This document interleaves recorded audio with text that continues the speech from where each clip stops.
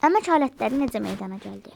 Ən qədim insanlar əmək alətlərini əsasən daşdan düzəldirdilər. Ona görə də bəşər tarixinin ilk dövrü daş dövrü adlanır. Daş dövrü 3 mərhələyə bölünür. Qədim daş dövrü, orta daş dövrü, yeni daş dövrü. İnsanlar əmək alətlərini ilk vaxtlar sərt daşlardan hazırlayırdılar. Lakin sonralar əmək alətlərini asanlıqla parçalana bilən çaxmaq daşından, vulkanik şüşədən hazırlamağa başladılar.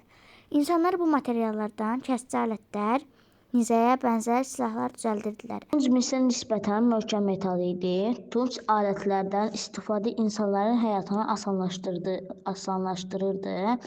Əkin sahələri genişlənir, məhsuldarlıq artırdı.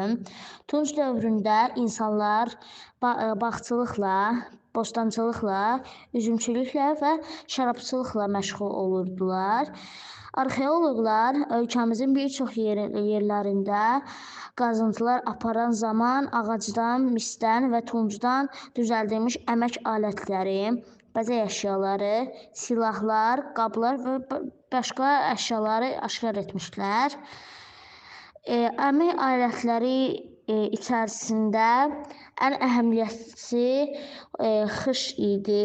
Beləliklə, əmək alətlərinin köməyi ilə insanlar özlərini qida ilə daha yaxşı təmin edirdilər. Sonralar insanlar filiz yataqlarını aşkar etdilər.